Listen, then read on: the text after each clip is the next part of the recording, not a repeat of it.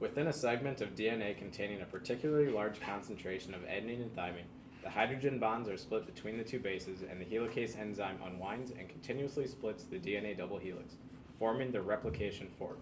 Sections rich in adenine and thymine pairs are used as the insertion point because their bond is easier to break as it only has 2 hydrogen bonds binding them, compared to guanine and cytosine, which have 3. The helicase separates the 2 anti-parallel DNA strands into the leading 3' and the lagging 5' strands. Then, single-stranded DNA binding proteins, known as SSBs, attach to a strand of the DNA to prevent the 2 from reannealing to each other. DNA polymerase III synthesizes DNA in the 5' to 3' direction. The leading 3' strand that came out of the helicase is in the preferred direction and is synthesized in a simple, easy fashion.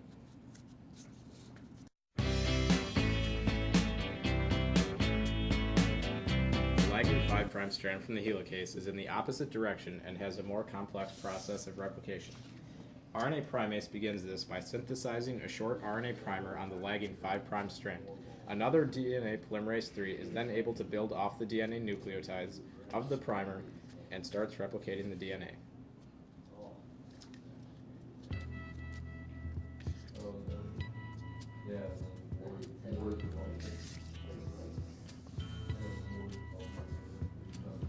There's something happening here. What it is ain't exactly clear. There's a man with a gun over there, telling me I got to beware. I think it's time we stop, children. What's that sound? Everybody look what's going down. However, on the lagging 5' strand of DNA, the polymerase III is only able to replicate small segments of DNA at a time. These segments are called Okazaki fragments. After each Okazaki fragment is formed, RNA primase must keep returning to add another RNA primer so that the DNA polymerase is able to keep building on more nucleotides. This process is continuously repeated throughout replication. When many Okazaki fragments are formed, another enzyme called DNA polymerase I comes along to remove the RNA primers and replace it with actual DNA nucleotides.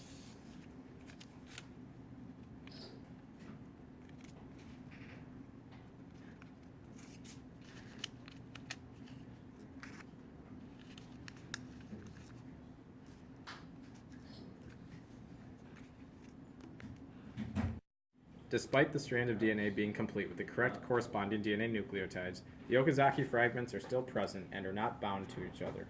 So, an enzyme called ligase moves down the broken DNA chain in order to join the fragments to form the complete molecule.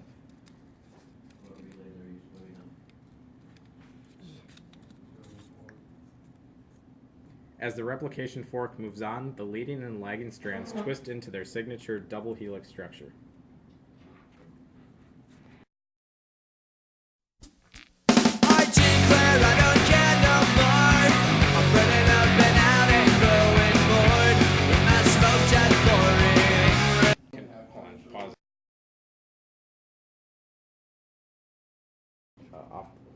Okay, cut.